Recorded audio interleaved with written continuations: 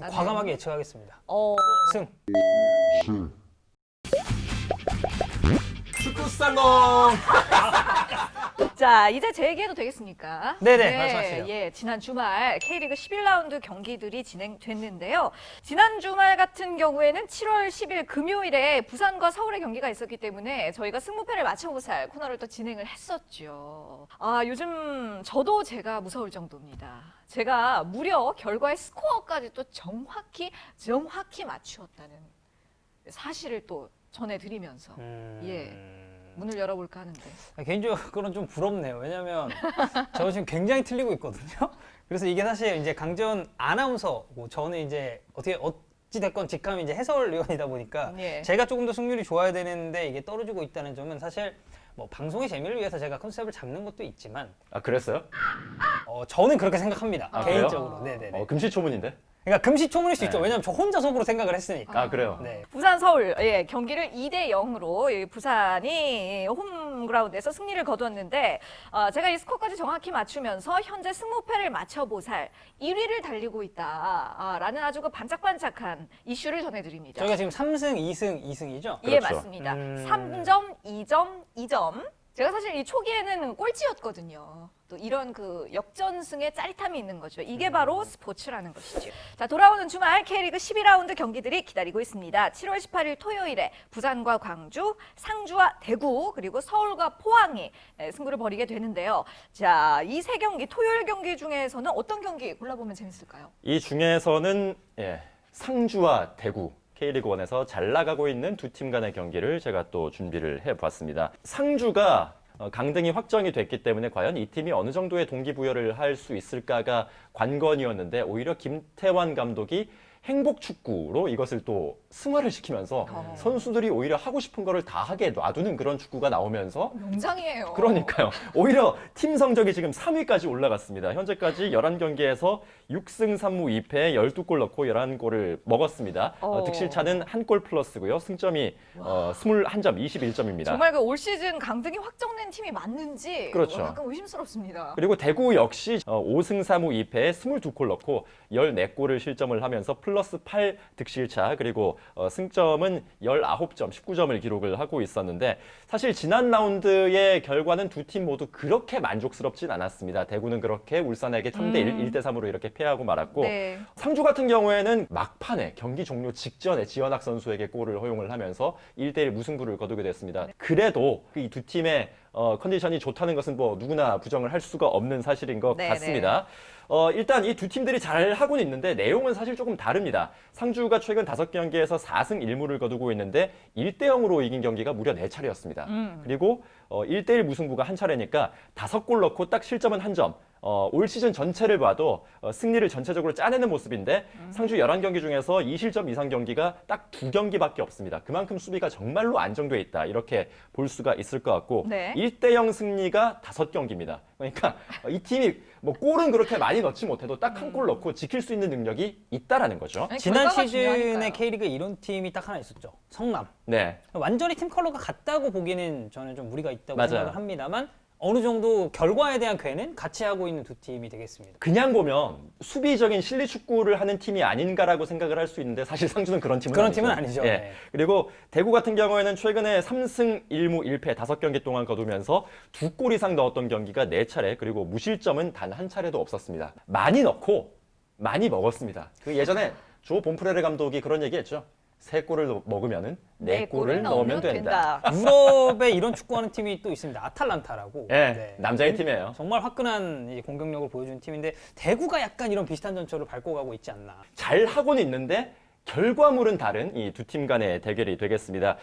이 두 팀은 이미 4라운드에서 한 차례 맞대결을 펼친 적이 있습니다. 대구의 홈 경기에서 1대1로 무승부를 거뒀었는데 대구가 사실 이 경기가 끝나고 나서 잃은 것도 있고 얻은 것도 있습니다. 얻은 것은 세징야 선수가 살아났다는 것. 이 경기에서 아주 멋진 골을 집어넣으면서 그때부터 좀 올라오는 모습이 보였었고 대신 수비의 핵심이었던 홍정훈 선수가 이날 경기에서 십자인대 파열 부상을 당하면서 사실상 또 시즌 아웃이 됐습니다. 아니 이 선수 지난 시즌에도 부상 때문에 많이 힘들지 않았습니까? 그러니까요. 네, 그러니까 뭔가 좀처럼 운이 따르지 않고 있는데 대구 입장으로서는 정말 좀 뼈아픈 전력의 손실이 있었던 경기였고 사실 상주의 경우에는 이날의 전력이 풀 전력이 아니었습니다. 시즌 개막 직전에 U22 선수들이 타고 가던 승합차가 교통사고가 나면서 어린 선수들이 좀 시즌 초반에 많이 결장을 했잖아요. 예. 이 선수들이 빠진 것에다가 U22 규정을 채우지를 못하면서 교체 카드까지 석 장에서 2장으로 줄어드는 핸디캡을 안고 치렀던 경기였습니다. 이제 상주가 온전한 전력을 갖출 수 있게 된 만큼, 그리고 그때와 지금의 상주의 라인업도 약간 좀 변화가 있는 만큼 이날 경기는 상주가 조금 더 힘을 낼 수 있지 않을까라는 그런 네. 생각이 좀 드는데요. 적극적으로 초전방부터 압박을 해주는 플레이가 상당히 좀 인상적이고, 박용우 선수가 4-1-4-1 포메이션을 쓸 때 그 일자리에 서서 전체적으로 경기를 조망을 하면서 정말 완벽하게 해주고 있거든요. 예. 그러니까 컨트롤 타워가 확실하게 서 있는 팀이 바로 상주라고 할 수가 있을 것 같습니다. 그리고 올 시즌 상주의 상승세의 중심에 있는 선수 바로 강상우 선수죠. 네. 어. 네, 강상우 선수와 문선민 같은 아주 훌륭한 이선 자원들이 있기 때문에 이 한 번의 찬스에서 상주가 살릴 수 있는 팀은 분명히 있다. 이렇게 말씀을 좀 드릴 수가 있을 것 같습니다. 또 대구 같은 경우에도 다가올 경기에서 바라볼 수 있는 지점은 또 있습니다. 에드가 선수가 돌아올 가능성이 아주 높습니다. 사실 올 시즌에도 에드가 선수가 공중에 뜨면은 리그 내에서 어지간한 장신 수비수들도 에드가 선수의 머리를 막는데 대단히 좀 어려움을 겪는 모습들이 예. 있었기 네. 때문에 이날 경기 역시 상주도 굉장히 좀 수비 라인이 높습니다. 권경원 선수도 있고 김진혁 선수도 있는데 이 선수들을 충분히 제압할 능력이 있다라고 생각을 하면은 네. 두 팀 모두 4라운드 때보다는 더 좋은 전력으로 맞붙을 것이다. 이렇게 예. 예측을 할 수가 있겠습니다. 예, 그러니까 지금 어쨌든 전반적인 견해는 물론 대구의 기세도 무섭지만 이 상주가 근소한 차이로 좀 우위를 점하지 않을까 하지만 이것을 극복하려면 세징야가 확실하게 살아나야 된다. 그렇죠. 이런 분석이신 거죠. 자, 일요일로 넘어가 보도록 하겠습니다. 일요일에는 말이죠. 울산과 강원의 경기, 그리고 수원과 성남, 그리고 인천과 전북의 매치업이 예정돼 있는데요. 일요일 경기 중에서는 우리가 또 어떤 경기를 눈여겨볼 만한가요? 전북을 택할 거라고 생각을 했습니다만 아닙니다. 제가 오. 오늘은 마계대전 수원과 성남의 경기를 반전인데요. 네, 프리뷰해 보도록 하겠습니다. 자, 일단 가장 최근 맞대결만 살펴보면 이 팀들이 지난달에 맞붙었었던 적이 있습니다. 탄천 종합운동장에서 펼쳐졌었고요. 당시에는 2대0으로 수원이 승리를 거둔 바가 있었습니다. 이 역대 전적에서도 28승 26무 23패로 수원이 우세하긴 한데 최근 10경기 맞대결을 놓고 보면 3승 3무 4패로 수원이 열세를 띄고 있습니다. 최근 열린 3경기에서는 1승 2무로 수원이 우세를 점하고 있습니다. 지금 성남이 마지막으로 승리를 거뒀었던 경기가 5월 31일 서울전이 마지막이었거든요. 제가 개인적으로 이제 성남에서 이제 열심히 일하고 계시는 직원분과 그저께 카톡을 한번 했는데 이제 좀 제발 좀 이겼으면 좋겠다라는 말씀을 또 해주셨습니다. 저희도 함께 기원하겠습니다. 네. 자, 어찌됐건 5경기 흐름은 수원 쪽에 조금 무게감이 쏠린 상황입니다. 이 수원이 서울과의 슈퍼매치 무승부 이후에 포항이라는 강호를 상대로 또다시 무승부를 기록을 했습니다. 김민수 선수가 그 막판에 득점을 터뜨린 게 옵사이드로 이제 선언이 됐잖아요. 그러면서 만약에 이 판정이 아니었다면 이것은 포항을 상대로 수원이 승리를 거둘 수 있었다는 경기라는 점에서 최근 수원의 분위기가 경기력적인 측면만 놓고 본다면 그렇게 나쁘지 않다라고 네. 좀 얘기를 할 수가 있거든요. 네네. 사실 이 옵사이드 판정이 굉장히 좀 말이 많았습니다. 그래서 대한축구협회가 13일에 그 축구회관에서 이 판정에 대해서 심판 판정 미디어 브리핑까지 실시를 했습니다. 축구 규칙서에 이게 있는데요. 옵사이드 위치에 있는 공격 선수가 골키퍼의 시야를 방해하고 있는 상황이라면 상대 선수가 볼을 플레이하거나 플레이할 가능성을 방해했기 때문에 처벌받을 수 있다라는 그런 규칙이 있습니다. 네. 그러니까 이 상황에서는 타가트 선수가 옵사이드의 위치에 우선 있었다. 네. 자세히 보니까 발이 조금 더 앞쪽에 있더라. 그리고 강현무 골키퍼와 공 사이를 가리고 있었기 때문에 네네. 그러니까 강현무 선수가 공을 바라볼 수 있는 그 시야의 직선을 딱 그려봤을 때 타가트 선수의 몸이 있었기 때문에 공을 확인할 수 있는 기회를 뺏은 거다. 결과적으로 시야를 방해한 것이 돼서 이것은 옵사이드 선언이 되는 것이 맞다.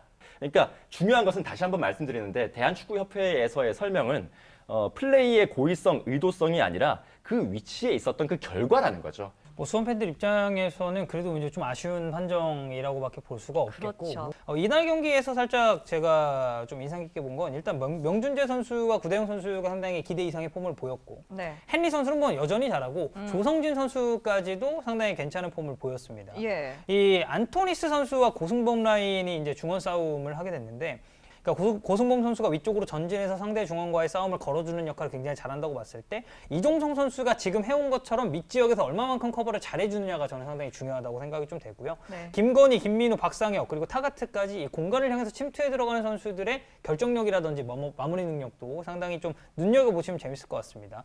다만 수원 입장에서는 여전히 염기훈 선수가 들어와야만 공격의 물꼬가 조금씩 터지기 시작한다는 점은 좀 아쉬운 점이라고 볼 수가 있겠고요. 네. 성남 같은 경우는 일단 전방 자원들의 무게감이 날이 갈수록 좀 떨어지고 있는 상황입니다. 나상호 선수를 영입하긴 했습니다만 아직까지는 이렇다 할 모습을 보여주고 있지는 못하고요. 예. 전북전에도 2골을 먼저 득점을 하긴 했습니다만 이 득점을 터뜨린 선수들이 공격수가 아닌 미드필더 자원들이었거든요. 수비진이 상당히 이제 불안했었는데 그 직전 경기에서도 굉장히 위태위태한 모습을 많이 보였습니다. 결국에는 2실점을 기록하면서 무승부를 또 거두게 됐고요. 네, 그럼에도 전북을 상대로 무승부를 거둔 점은 굉장히 큰 성과 중에 하나라고 생각을 하고 이날 경기를 약간 예측을 해보자면 저는 최근 분위기만 놓고 봤을 때는 수원 쪽으로 약간 무게 중심이 옮겨가고 있다고 생각을 합니다. 예. 결과는 챙기지 못했지만 어찌됐건 경기력적인 측면에서는 어느 정도 올라온 모습을 보였고 냉정하게 얘기했을 때 양 팀의 베스트 11 간 맞대결을 좀 살펴봤을 때도 저는 이건 역시도 수원 쪽에 좀 무게감이 맞아요. 쏠리지 않나라고 생각을 합니다. 그러면 조심스럽게 수원의 승리를 예측해 보겠다. 과감하게 예측하겠습니다. 어. 수원 승. 자, 그래서 이번 주말에도 토요일과 일요일 양일에 걸쳐서 또 기대해 볼 만한 K리그 경기들이 가득 기다리고 있습니다. 이번 주말도 K리그 집관, 안전한 또 집관으로 K리그와 함께 해주시고요. 다음 주에도 저희는 알찬 내용으로 돌아오도록 하겠습니다. 이번 주도 K리그, 다음 주도 축구 살롱. 안녕. 황덕연에게 세지야란 이거 왜 물어봐요, 갑자기? 이런 것도 해야 재밌죠. 아, 그래요? 예. 굉장히 이제 저희가 앞선 방송 보신 분들은 알겠지만 사타구니 상당히 튼튼한 선수 아니겠습니까?